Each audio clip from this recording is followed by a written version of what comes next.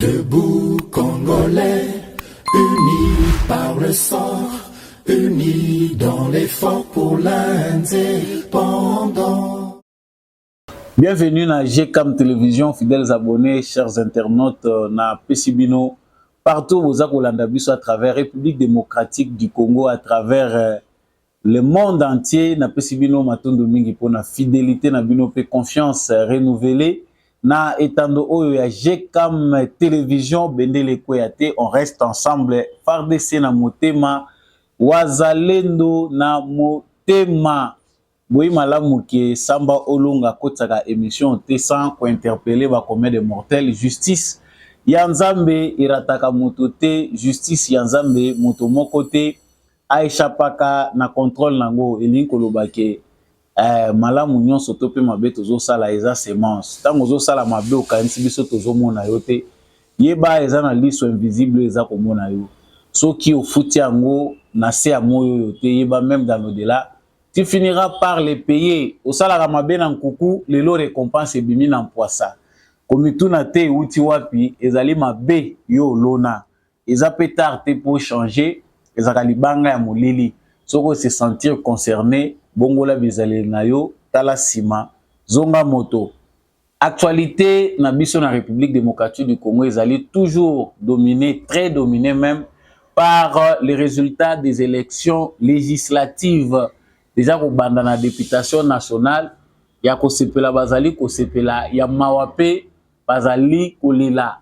Mais est-ce que ce qui se passe réellement après publication des résultats oyo ezali ko refléter oyo ilobami esalami na kati ya ba urne en tout cas à travers analyse autour ça la sikasika wa tokoyeba ko analyser ba tenana ba aboutissant les pour et les contre ce qui réellement vraiment ba élection oyo ezali ba élection moko oyo et matisi expérience na biso sur le plan démocratique des contestations il y en a déjà ils en a bateau baza ko kanisa ke ba résultat oyo ezali publié par la CENI provisoirement ezali ko refléter te oyo esalemaki na ba urne eza pe na bato baza ko pesa félicitations en tout cas na CENI pour na musala malamu à battre parce que ba retrouver que oyo esalami ezali penda ko refléter réalité.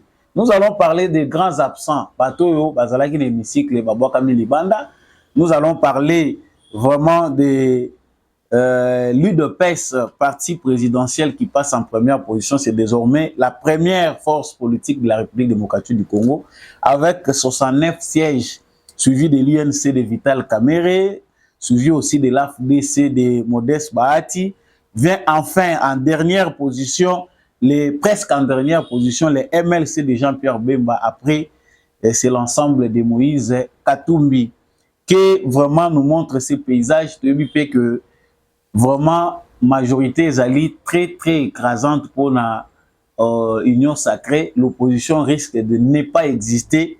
Quels sont les facteurs où ezali que opposition à mon anaté parce que voilà bango vraiment ezali insignifiante par rapport à résultat provisoire au EPSAMI. Nous allons en parler mais aussi entourage à Moïse Katumbi. Bato belé na pemeni ya Moïse Katumbi batiaka makelele makasi. Kasi est-ce que makelele na bango vraiment ezalaki na efficacité, ezalaki na poids na bango et se faire sentir auprès ya Moïse Katumbi. Tokolobela ngo na kati ya émission oyo ya mopeto lobela likambo ya sei. Ezali singa na kingo esengeli tolongola to pe ezali eloko esengeli ko maintenir. Sei ebomi bato belé pe bazali ko revendiquer balobi sei likambo ya sei oyo tozo ko comprendre ngo te na zuba voilà nga ebelé mais na bimi député te. En tout cas, tu komeka kolobela moke sans toutefois couper sa cour. Likambo etali sei wuti wapi. Est-ce que za malamu ba longola yango? Voilà tout pour ce qui concerne les élections na ba sujet ndenge to aborder yango. Nous parlerons aussi de ces originaires rwandais qui se ne retrouvent plus na makambo etali ba élection na RDC. Tu bi que tozaki na ba députés na République démocratique du Congo, députés nationaux et provinciaux aussi, oyo bazalaki ba originaire rwandais. Mais cette fois-ci, na ba élection telle que publiée, en tout cas, aucun originaire rwandais, ce qui s'appelle les Banyamulenge et consorts, qui sont tous dans l'ensemble appelés originaires rwandais, bazali te na liste oyo ebimi impact nini ezali par rapport à makambo? Qu'est-ce qui a fait que cette fois-ci bande kwa Rubero ababima ba député te? Pona nini cette fois-ci Nyarugabo Moïse abimité? Tokolobela ngo na kati ya ba élection oyo ya moto suki sana Jean-Tini Ngobila qui défie non seulement Peter Kazadi mais les lois de la République. Bamoni Jean-Tini Ngobila au kota na bureau na ye aye na sécurité, en tout cas ayambami pe azwi ba honneur comme gouverneur ya ville à Kinshasa alors qu'il a déchu na ba fonction na ye ezalaki pour na passation de pouvoir ou ville to République démocratique du Congo ezali toujours condamné à vivre des spectacles désolants oyo bato balingi ko se comporter lokola ba hors la loi. Après déchéance ya Jean-Tini Ngobila, Jekoko Mulumba, gouverneur ad intérim, azali ko continuer ko sala musala na ye. En tout cas, mituka wana ezalaka nango, ba tracteur wana ezalaka nango. Pourquoi ba poubelle etrenaka na ba lieu public? En tout cas, c'est ce qu'on cherche de savoir. Sans polémique, nous allons en parler. Voilà tout pour l'essentiel de l'actualité que va présenter tout à l'heure Mwanamboka Samba Olonga. Ozana no abonnez na chaîne Nabiso Prière au Salango. Abonnez-vous pour ne jamais manquer notre actualité. Laissez un commentaire. Vous nous suivez à partir d'où? En République démocratique du Congo. Si c'est à l'extérieur du pays, depuis ville Nini, il y a pays Nini. N'hésitez pas et n'oubliez pas surtout de liker et de partager massivement cette actualité. Vous voyez que ministre Nabino ya révolte à Zalara, nous ne pouvons plus cautionner l'injustice. Nous sommes à Mabé na RDC en tout cas. Plateau Nabino ya éclairé des beaux Congolais à Kawana pour inciter Bino na réveil patriotique, ce qui est très important. Voilà, comme je venais de vous le dire tout à l'heure, publication par résultat et salama qui vraiment uta mokolo ya samedi na butu. En tout cas, milelo les alliés qui continuer ba plaire na ba grincement dedans, ba surprise. Les alliés mingi. Ezali na bato oyo ba bebisi penda kanyaka na bango ba bebisi pe mbongo na bango de manière valable, en tout cas ba perdre l'élection ya motolo bela makambo etali ba élection oyo publication ba résultat provisoire ya ba législative nationale. Tozali ko remercier ba candidat oyo ba jouer na fair play là nazali vraiment ko kende très particulièrement na ndeko Richard Mpinda Oyo Azali vraiment reconnaissant qu'il a été élu, mais ça n'a pas été suffisant pour lui de devenir député national. Il était candidat député national na Lukunga. En tout cas, Eye Aza ko reconnaître qu'il a fait ce qu'il pouvait faire. Merci na électeur naye. Mais Abimi député te fair play, il va encore revenir en 2028, le temps qu'il se prépare. Et merci aussi à tous ceux-là, comme Jacques Kaboula. Jacques Kaboula Katwe, gouverneur du Haut-Katanga, Abimi peut député, mais en tout cas, monsieur le gouverneur dit et encourage Batonyonso pour soutenir l'institution et la République, l'échelle n'a pas tombé. En tout cas, lui, il encourage Bandeko Nyonso, Bantoto, il y a Katanga, Topé, il y a province ya Zali Kokamba, va continuer à soutenir l'institution et la République. Liste Zali pe moi moulaï ya Bandeko Oyo, Bandimi, des fêtes na bango. Kasi, et le particulier, na ba résultat au provisoire, Zali, une très grande liste aussi, un très grand nombre ya Bat Oyo, Zali prêté, il y a quoi accepter ma résultat tel que publié par la CENI. Certains par ignorance, d'autres en tout cas par mauvaise foi.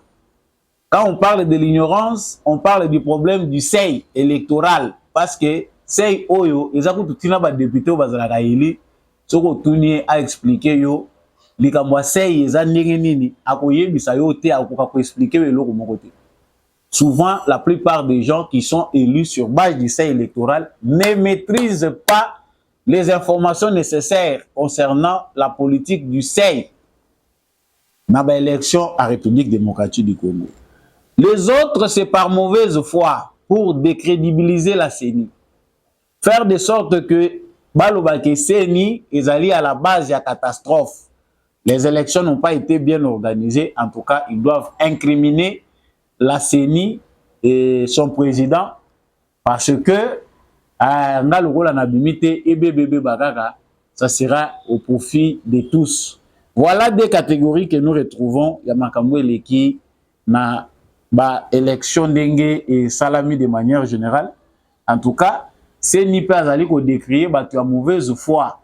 Oyo bazali déjà coupé sa ba liste na bango ba bimisa ki ba liste na bango en avance. Liste moko ebimi bazali ko bimisa balobi ke outi na CENI, ce n'est pas de la CENI que cette liste là venait. Ba oyo bozali ko mona de manière échelonnée.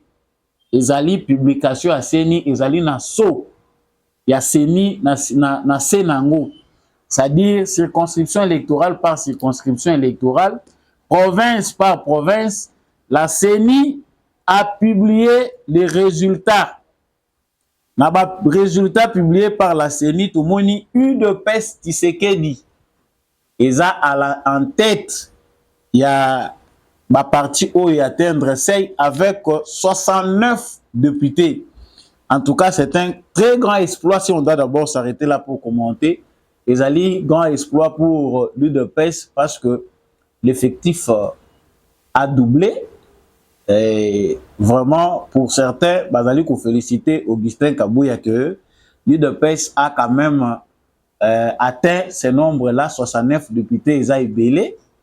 Et suivi de l'UNC, où Bazali a 33 députés de moins, ou 30 députés de moins que l'UDPS Tshisekedi. En tout cas, l'UDPS a dépassé un peu largement, pas un peu, mais largement, l'adversaire politique naïe. Topé, adversaire parce que bangonyo so bazali membre union sacrée président Zaka Moko wana nazo dépasser ba parti politique mususu par rapport à nombre. Mais biso pe bato tozali ko analyser makambo tel que lesquels tolobi en tout cas effort ezali mingi ya kosala na parti présidentiel. C'est vrai, les PPRD usaient des moyens non légitimes pour bakoma na ba 100 députés ou plus. Pour un parti qui a travaillé pendant plus de 40, près de 40 ans ou 40 ans même. En tout cas, les résultats devaient être plus que ça. Il faut, à titre de rappel, que l'UDPS Tshisekedi, les partis les mieux élus, les alliés partis Oyo, les alliés plus populaires, partis Oyo, les alliés d'ancrage politique pour les Kaba partis dans la République démocratique du Congo. En tout cas, faire 100 députés, il n'y a que les locaux, il n'y a que comme ça, tout ce qui doit faire ça là qui a.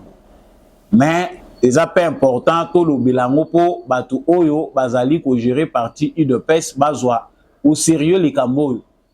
Les partis UDPS est un parti les mieux implantés dans la République démocratique du Congo parce que presque dans toutes les provinces, ils ont parti le rôle à Coca-Cola. C'est facile de les repérer. Mais tant que tu as les résultats, on se demande que le problème peut aller sur base de l'organisation. Il y a eu de PES. Parce que si l'UDPS c'était bien organisé, en tout cas, il a été possible que l'UDPS, comme le PPRD dans le passé, a ça la même plus de 100 députés. Mais désordre, ils allaient constater dans la partie présidentielle. On nous dira que il est temps de s'organiser 5 ans, mais il y a des problèmes.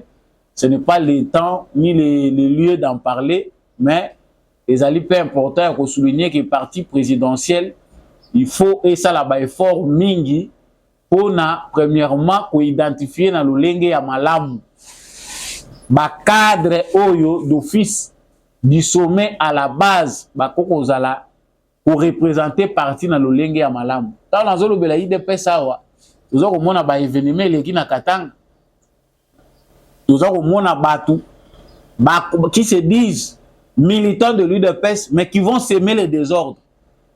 Et ça pour la première forfait na bangote, bakei kuna na Katanga bazo qui ne remplacer ba Jean douane. Qu'est-ce qui fait que ba qui ne kokota na ba structure établie à l'État, est-ce que les gestionnaires du parti au quotidien, est-ce que le secrétaire général du parti de PES n'est pas informé dans Makambatouana Basalak? On sent quelque part qu'il y a un vide. Il y a gouvernance, il y a parti Wana Utopé, il y a gestion, il y a parti Wana UDPS. Donc, pour en parler, on peut noter que, en tout cas, Ezali quand même pourrait savoir 69 députés. Bah, monsieur Baza au de l'anga balobi, UDPS, Azalagana Moamba. L'UDPS, Tshisekedi, siège nango national, Azalagana Moamba. Mais l'UDPS, Tshisekedi, Moutabimi, député na Kinshasa, na circonscription électorale, il y a Moamba, Ezalaka Augustin Kabouya Yemoko. C'est une honte. Ezali passe parce que pour les partis de cher à Etienne Tshisekedi, tout le travail abattu na limité wana, l'UDPS Tshisekedi eza makasi na limité. Makasi na Moamba. Mais député Abimi Kaka Moko, devons-nous conclure que Ezalaka Augustin Kabouya Ndé falaka ma député? Même s'il faut parler de mosaïque, dire que les gens sous na ba batunsu a UDPS oyo bakendaki na ba mosaïque, ce n'est pas la raison qui fait que la belle ya UDPS est perdre valeur nango. Tant total la partie de PES total la musala makasi o eza battu ko bandana ba pionnier, ba fondateur ya UDPS, ce sont les sacrifiés ya démocratie congolaise. Bato yo bazwa courage pour que lelo na Congo to lo ba démocratie. Ce n'est pas n'importe quel parti politique. D'autant que la likambo ya UDPS, Moutaza ko mona drapeau UDPS, c'est toute une histoire. Ba parti belé baza ko lobela, ba moussou c'est des guérillas au parti politique. Ba moussou ce sont des partis où ils allaient construire avec l'enrichissement au dos du peuple congolais. C'est différent de l'UDPS. Mais on sent qu'il y a eu une légèreté. Makamouane Salami qui est au côté. Image à UDPS, ils allaient s'amenuiser petit à petit. Surtout nouvelle génération à UDPS, ils ont encadré. Génération à Sika, jeune, parce que l'UDPS, chance à ça, que l'UDPS s'est rajeuni, des travail abattus par Etienne Tshisekedi, d'ici, il faut le citer seul, parce que Yemoutou a géré parti Wanata Moulaï, une idéologie bien assise. Tout le monde a une vision que Tala UDPS combat na Yangol. Et on se retrouve dans la bataille. IDPS na esika IDPS avandi base ya IDPS depuis tabimika kamoko to sosola a ezalaka soko lobi boye o oza ko s'attaquer na batu to ka s'attaquer na batu te tozolo bandi ba vérité pour ce quinquennat qui commence pour Félix Tshisekedi. L'UDPS tozolo bagaga Eza ya PTT, bio kanisi que non tant on est au pouvoir, c'est l'UDPS qui est au pouvoir, par contre que l'on facilement. Il faut savoir déjà que boye bagé, ma adversaire bazali. Succession ba que la bino ngo ka parce que nous sommes forts, parti populaire, c'est l'organisation. Tshisekedi azada na porte à sortie. Il travaille pour atika ba empreinte na yé na momoyo, Tshisekedi atika la idole. Dans des années, à Rotika la compter, Félix Tshisekedi, Tshisekedi. Mais l'avenir de l'UDPS, la conservation à pouvoir, ça se dessine. Déjà, nous avons travaillé dur, le président a un deuxième mandat. Le président a un deuxième mandat. C'est quoi le bilan de l'UDPS pendant 5 ans? On a 69 députés, on regarde ce que les partis chers à Etienne Tshisekedi, ils ont coupé sa passe. Donc, si on a le binako na mozindo na makambouane aussi la lelote, que bamingi na IDPS Tshisekedi parce que 5 ans na belete. On ne sait pas ce qui se passe, qui va se passer pendant ces 5 années. Il y aura des réformes constitutionnelles, envisager, mais la constitution, la lelo, Félix Tshisekedi a 5 ans. C'est son dernier mandat. À venir, il y a IDPS, la conservation, à pouvoir, organisation. C'est dans 5 ans qu'il faut s'organiser, savoir préparer la jeunesse pour la relève. Si vous avez la jeunesse à IDPS, c'est bien pour l'instrumentalisation. Mais on a besoin maintenant de jeunes visibles, sa image à IDPS, que voilà la force de l'IDPS. Pour Tamboli na ba province, aux hommes na UDPS ité ils ont rayonné. Tozi occasion ko le belango yango toza ko le belango. Le parti de Vital Kamerhe vient en deuxième position, c'est la deuxième force politique. Lelo tant toza ko loba en termes de majorité, en termes ya siège tout monde que le parti de Vital Kamerhe a battu un sérieux travail. Il faut être abisso. C'est toujours en termes d'image. Parti politique ya Vital Kamerhe bako zo 35 députés et 36 députés pardon. Kamerhe a bengami Moïbi, Kamerhe est jugé, condamné au premier degré. Voleur il y a 100 jours pour permettre ngana rappeler binoango. Ça la politique et ça le magana intelligence. Kamerhe se bat. Les Kamerhe dont l'image était ternie. Aza capable de surprendre Bisso avec 36 députés. Cet homme-là est un politicien. Là, tout le monde il dépasse sa majorité. Et l'Union sacrée a plus de 430. Bisso tout le monde il dépasse pour avoir excuse exacte. Plan Oyosalema Awa, la vision qui doit être appliquée dans ces 5 ans, c'est la vision de l'UDPS. Souci et zalaï que l'UDPS a un député est belé parce que il s'agit ici l'UDPS atika koluka excuse. Vision au Etienne Tshisekedi azalaï comprenait il y a état de droit, na démocratie, politique socialiste au UDPS aza comprenait. A la possibilité il y a mettre en action. Ba compromis ça là que vision et comment négocier. Sur les 5 ans où Tshisekedi a eu raison, la raison c'est que l'UDPS n'a pas eu la majorité nécessaire. Son parti à lui n'a pas eu une majorité à lui pour permettre que à imprégner topé afin de s'appeler où ils allaient visionner. Donc, Kamerhe pour nangai c'est un exploit.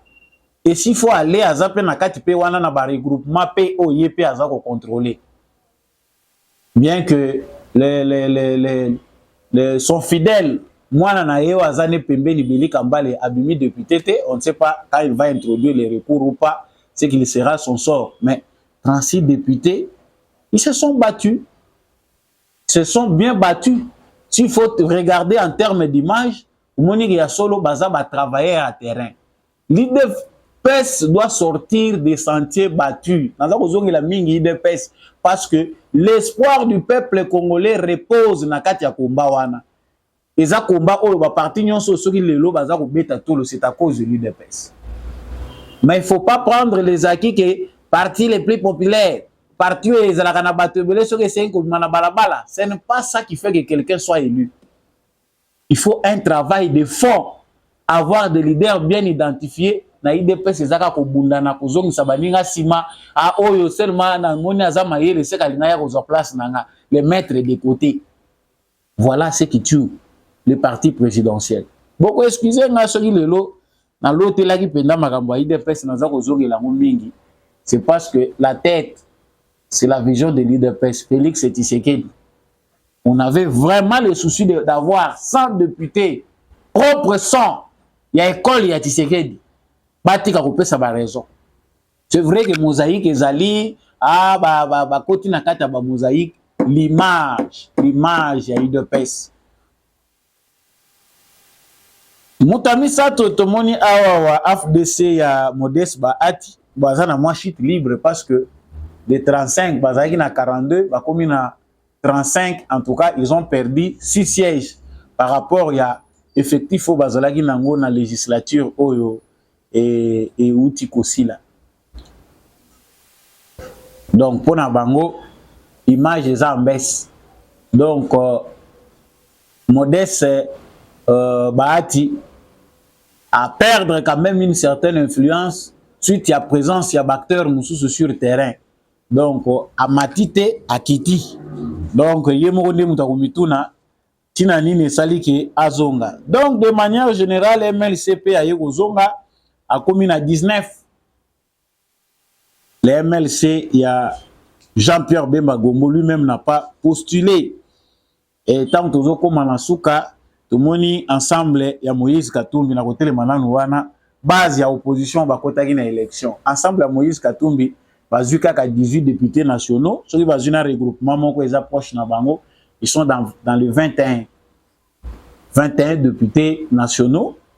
wana nde ya ensemble tango baza kosangisa bango na bato mosusu baye babundani pe de manière individuelle baza na tendance à opposition baza kokoma au total 28 pour l'opposition. Donc il n'y a presque pas l'opposition dans l'Assemblée nationale et à tout.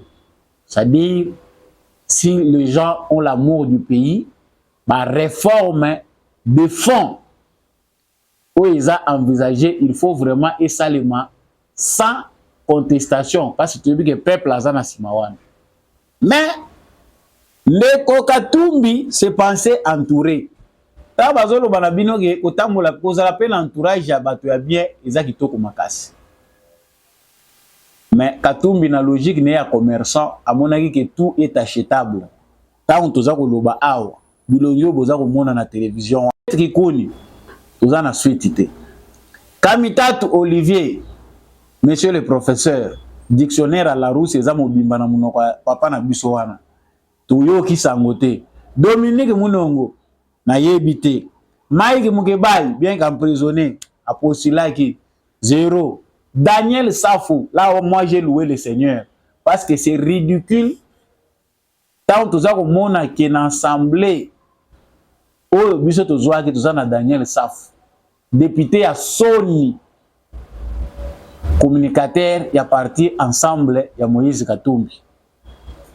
Cette fois-ci, en tout cas, dans la lingua la balubi, tout ça son attend qu'on blague.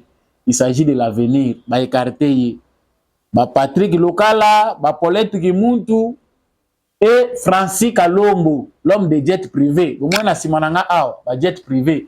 Moni oyo, ils ont 9, 8 mususu ezoya, o ezaka moko yango to kenango. Ye a profiter na tourisme. Donc, ils ont un bateau va profiter na batambola te toutes les 26 provinces.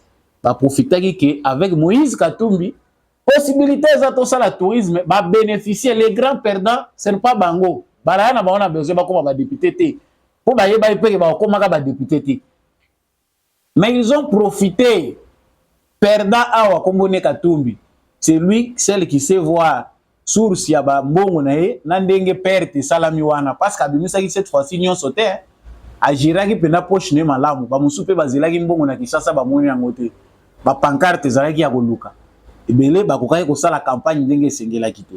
Cette Kikouni c'est un commerçant, il n'a rien perdu de 100 000 qu'il avait investi na Seni a récupéré ango et pas ya Katumbi azelaki pe ke yo akoko comme député. Ta on a ko tala cette Kikouni candidat président de la République, je sais que impossible pour lui de mobiliser même dans une seule commune. Même na Gombesa et sika cette Kikouni avandaka, c'est difficile à s'imposer pour être même député provincial. Mais candidat ya ndenge wana alukia sala kombo comme candidat président de la République et puis va se vendre chez Katumbi et Katumbi accepte d'acheter. Même biso batoke na wenze total la biloko musupeza ya kosomba te otale o monitina na ngoto lobité o na kende kotoni saka na kata poubelle na ndako ça on n'achète pas. Mais Katumbi a acheté. Donc les Francis Kalumbu, les Paulette Kimuntu, les Paulette Kimuntu, les Patrick Lokala, otali somme ya bato oyo l'ensemble ya bato yo bazalaki aligné pour na partie ya Katumbi oyo kina mawa. Des gens comme ça, c'est vrai que ba électeurs congolais bazali pe na ba problème na bango na kati ensemble eza kozongisa mboka sima. Mais aussi des succès parce que Christian Mwando s'est fait quand même élire. Et tout le monde, Moutia LGD, Empereur ya Kindu, malgré liste naye, les unango, bakoki na bango kwa na ndenge bato bazaki na kati liste naye baza forte, mais au moins Christian Mwando ndenge azali naye et nani Matata Ponyo a réussi quand même lui à rafler plus de la moitié de voix dans sa circonscription électorale. Donc, ndenge mobeko élection et lobby, aza député, question bazali kotuna na ba élu ya ensemble ya Katumbi. Awa boza ba élu ba député. Bokomi ba député nationaux. Boko boya ko siéger pona ko lobake élection ezalaki ya mabe. ba annulé yango po biso tozo reconnaître résultat wana te to boko sala ndenge nini. On va comprendre que Moïse Katumbi avait raison. Bazozo bayo, ozozo baye, et véritablement, bandeko bakozo baye le sous. Tant aux autres, le comportement ba congolais, passant déjà par l'IDPS Tshisekedi, Etienne Tshisekedi a petit ça ba député, bo CGT, pour bo kende ko cautionner tricherie. Mais tant que mutatali, ngana za eli, ba pesa ba raison. Ba député nanga, ba électeur nanga, ba lobby fona kende. Nga électeur bakenda, tous les 32 députés de l'UDPS se sont retrouvés dans le hémicycle. Bazako benda l'art na bango balandi mbongo. Donc même si Moïse Katumbi a beaucoup d'argent, quand on sait comment les Congolais se comportent, c'est difficile. Bandeko oyo pour la plupart baboya ko siéger. Toza ko zela bango na parlement. Des déceptions, mais aussi du côté à président. Bato bana ko lobela likamba crédibilité à l'élection. Ah ba élection oyo tricherie ezali. Toza ko rappeler na moment où toza ko lobo, toza ko rappeler que ba proche ya président de la République pe oyo kutu président soka ko nommé bakatani pe. Bozot mona ba komona bango zo tambola na réseaux sociaux. Directeur ya campagne ya président de la République Jacquemaine Chabani. Aza kokatana Amélie Pema peut éviter à introduire recours. Est-ce qu'il a un avis contraire par rapport au résultat provisoire wana italien ba témoin na ye? Le directeur du cabinet du président de la République a katani na Kalemi azuité. S'il faut nommer, on devait partir de Jérusalem parce qu'il est tout puissant avec des dossiers d'État na président de la République. Si le président doit nommer na kanisi bato il faut nommer de bango wana. D'ailleurs, quand Azapé, Ndenga Zawana, Azapé na regroupement politique, na directeur du cabinet à président de la République.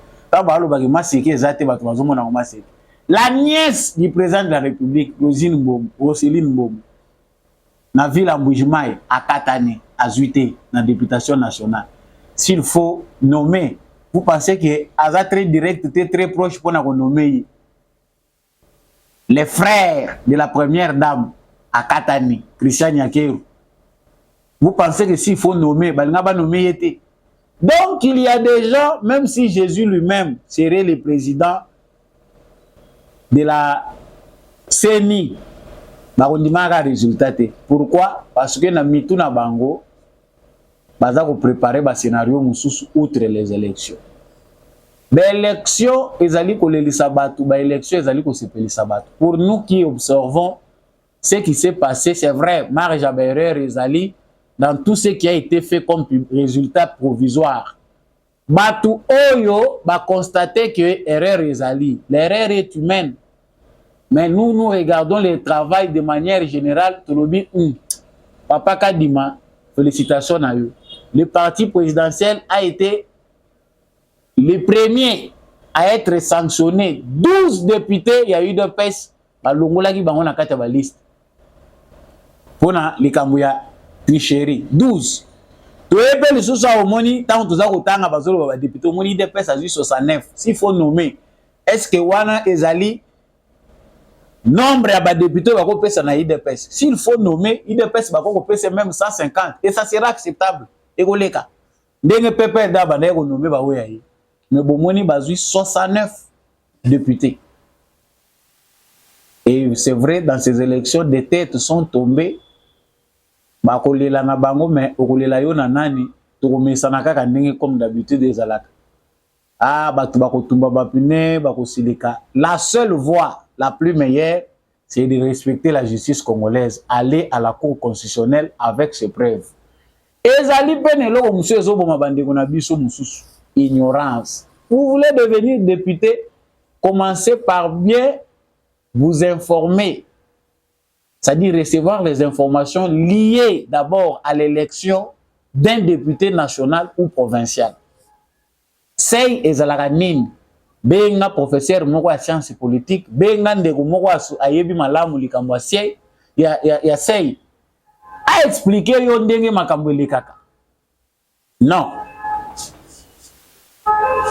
Vous postulez okomi ko mituna est-ce que eza mutuna oyo député oyo aye penda soit député azalaki en fonction soit candidat député ko tuna pona nini ngai na liste na ngai nazui plus de voix mais mutu aza na ba voix moke na liste à côté abimi député ndenge nini hey lisolo ya sei tangu bakendaka na Sun City na dialogue intercongolais bavandisaka likambo wana ya sei par rapport ya loi électorale sei bazwaka ngo eza historique histoire ya sei ebandi na Sun City parce que balingaki te que parti moko aya ko rafler ye moko majorité nyonso.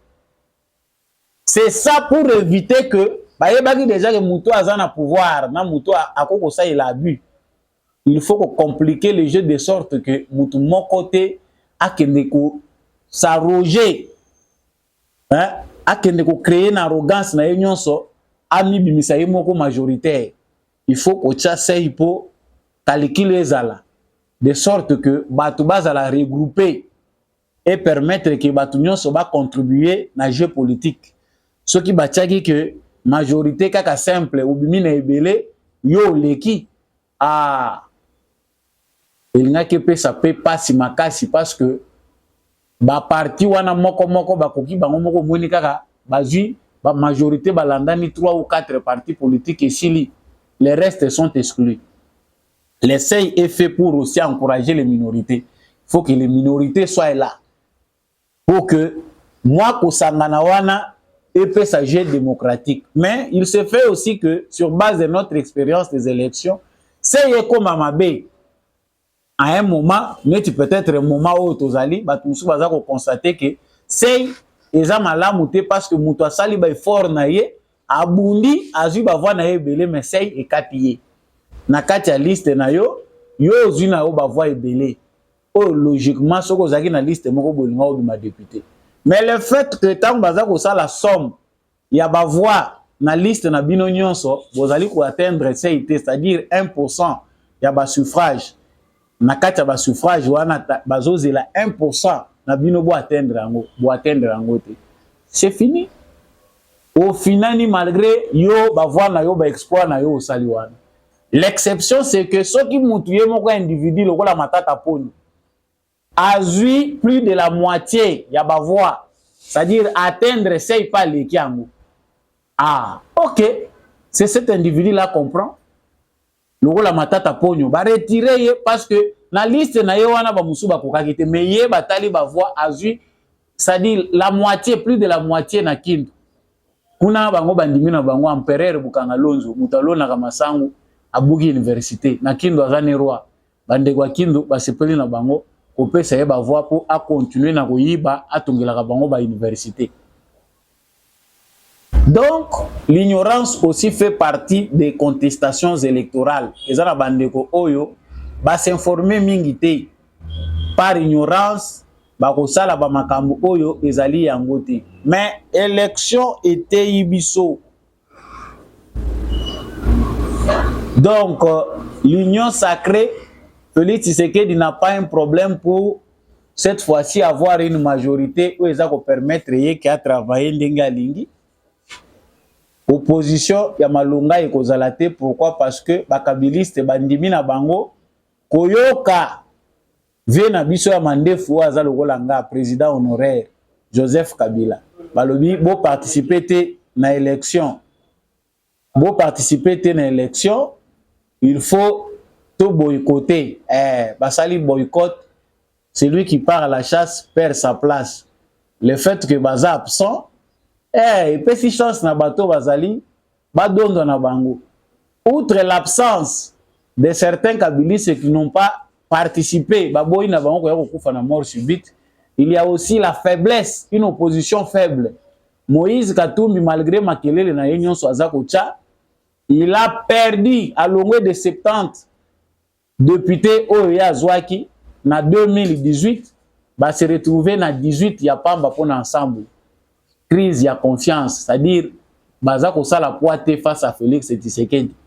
Martin Fayoulou, qui s'il était là, aurait peut-être qu'on soit pas député, ceux qui 7, ceux qui 10, ça n'a pas. Mais par manque ya musolo na théâtre politique aza kosala, Martin Fayoulou aza seul candidat malheureux à la présidence, même pas un député aligné. C'est la mort politique. C'est-à-dire ba écarter yé à s'écarter yé moko. Bande ko musu balobi azanga ki mbongo ya ko financer ba député ya lobaki non mbongo ndete ezangi. Faden House bako kote kango po ba pesa ce qu'il fait. Azwa ba député na yé. Donc il y a plusieurs facteurs oyo et koti en jeu pour que l'union sacrée en tout cas puisse avoir cette majorité très écrasante. Ba mosaïque ebele za kuna ba recoupement politique. UDPS na mosaïque na ye ba kokoma na ba 200 wana. Mais l'analyse que je fais surtout pour na contexte où ezali il y a UDPS ezali par rapport il y a image ya parti. C'est vrai mosaïque mususu ba parti allié au pe balati UDPS il fallait payer bazwa quelque chose.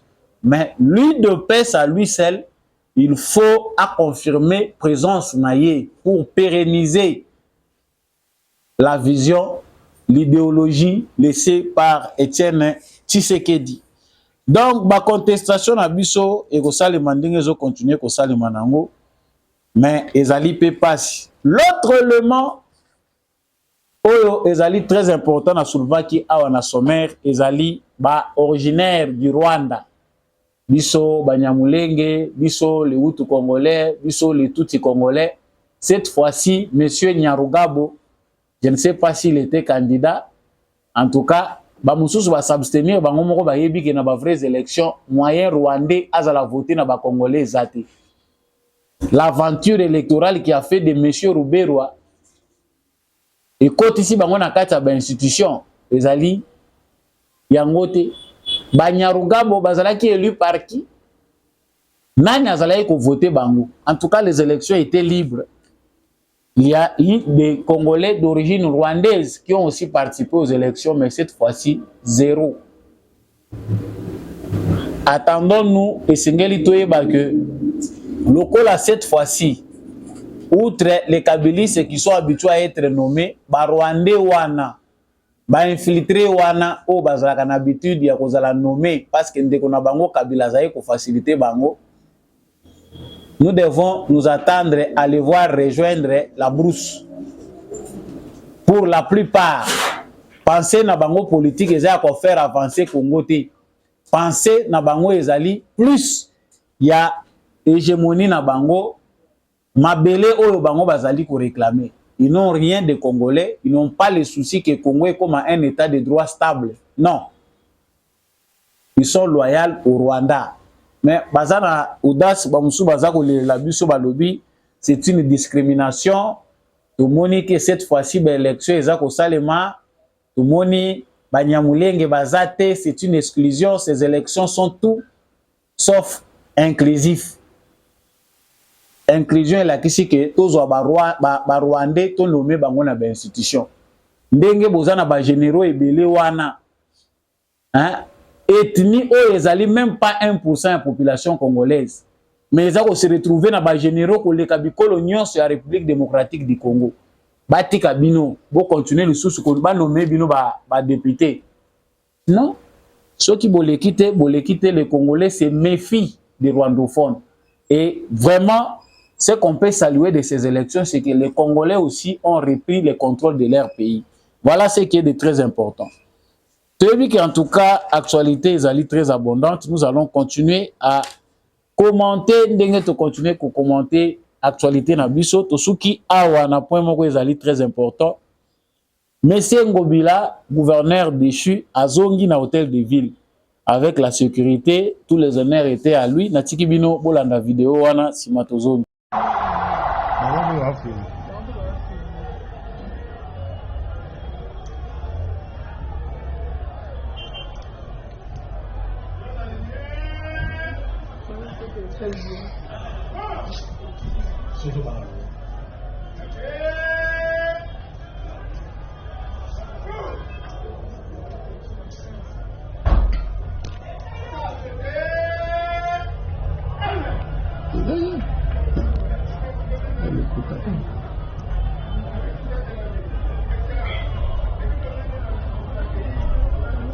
Aujourd'hui, nous sommes le lundi combien? Le lundi 15. Le lundi 15. Le lundi 15 janvier. 2000.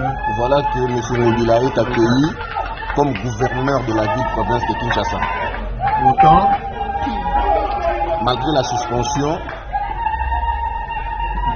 mais l'homme se décide de se présenter à l'hôtel de ville au gouvernorat en sa qualité de gouverneur, défiant les autorités étatiques, défiant le VPM, défiant la justice congolaise. Merci. Voilà, ça se passe dans l'hôtel de ville à Kinshasa. Makambo yo Jantini Ngobila aza kosala toyi malamu ke après au déchoir ye suite ya makambo itali fraude na ba bagarre na bisika ba élection Jantini Ngobila po na ye dossier na ye ezalaki déjà fini. Peter Kazadi anterinaki yango, il n'est plus gouverneur, mais po na ye procédure ezalaki respecté te. Il a introduit un recours selon lui auprès du Premier ministre parce qu'il considère que décision ezwamaki eza yango te. Mais soki décision ezwami eza yango te, ministre intérieur aza supérieur à une décision, il faut l'exécuter. Yo oye na ndenge na yo okoti aye ko retirer nguba na ye etikalaki na kati ya banini to ayaki ko retirer mikanda na ye etikalaki. Ce que nous devons retenir est que na sima ya Ngobila madusu eze ebele ya koyeba banyongo eza lisusu ebele outre banyongo ya kimbuta tikaki. Awa pasteur Godin Poyi abimi député national. Il nous a fallu du temps pour que le pasteur Godin Poyi puisse nous dire clairement que la ville de Kinshasa n'est pas bien gérée. Et pourtant, il est mieux placé à koyebisa biso yango. Aujourd'hui, nous célébrons avec lui que Ngobila doit partir et il est parti. Mais c'est en retard que lui qui était mieux placé vient nous dire que ville les a géré malamouté, Moïbi ezali na ville à Kinshasa. Comprend qui veut, mais Ngobila zako mema biso na anarchie. Parce que toyebi makamba boye côté soukaka. Jean-Marc Kaboun s'est trouvé en prison. Dikolo ya tetitesse ya modèle. Tango zo banda boye ko bandeza bien, mais côté okende ko soukela batu ya nous ressortissants de mutu bakoya ko zwango basali récupération. Les ressortissants de boza ko yoka to boza ko yoka te. Nous avons dit émission ya lelo na banzi ekosuka wana tokozongela lisusu avec beaucoup de profondeur bassigé mon souci actualité congolaise dans les émissions qui suivent. Je remercie l'équipe technique de Mia Chako qui a fait que l'émission Oyo et comme en habitant Donabino.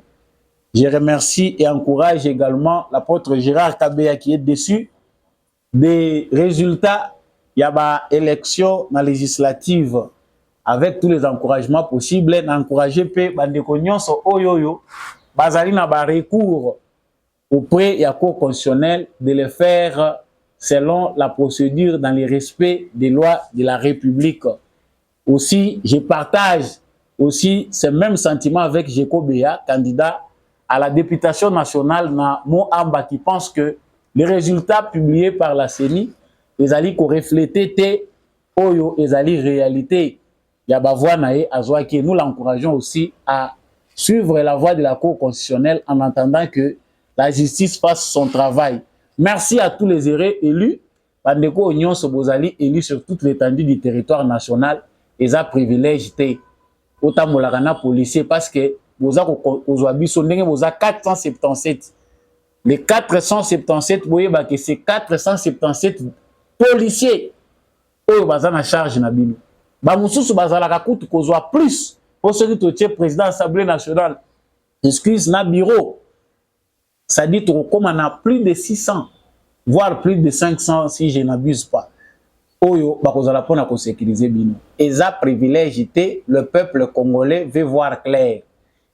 Nous avons été dirigés na mibeko o eza injuste. Oyo et opprimé ba congolais, on veut voir cette situation changer. Au Congolais, sachez que muto yo pesi pouvoir ya ko représenter yo batekaka ye bongo te. Il faut les contrôler. Parlement, na la bino déjà qui na bandosala ba émission liboso à parlement. Les parlements ezali esika ya ba congolais. Quand il y a un ça ne va pas, parler du peuple les akamunene ils ont la possibilité à kozwa ba congolais même 500 000 sous boké kotonda na bolali wana. Mais les congolais ne font rien. Denge pe bozo kanisa ke changement eza automatique pour bozo majorité. Denge pe boko la pongi bozo chauffer bango te va continuer comme on est la bino. Merci beaucoup à l'homme de la vérité des urnes, Jean-Louis Timbalanga. Merci beaucoup à Papa Freddy Ngwama, que je salue. Merci aussi à Papa Jeff depuis l'Autriche. Merci à Bakombo Nabine Bele Komiko Kimangai. Merci à Papa Boniface Mpunga, Maman Bilbil Onda, Papa Kennedy Mukendi. Merci à mon vieux Maurice Kikangala depuis l'Irlande aussi. Union sur le émission de Beaux Congolais. Bendele Kouyaté, en tout cas, vous continuez comme ça. Le numéro est en bas de votre écran pour des questions. Les amis, c'est mieux. Et puis, pour la partage d'actualité, partagez, likez, laissez un commentaire surtout. Vous en live, na remercier Bino. Vous continuez à partager l'émission de Beaux Congolais. Na bon moko na lisanga nde Congo na biso ekoye ba kokende liboso. Ngai na Bino to kabwani wana to monani na prochaine émission.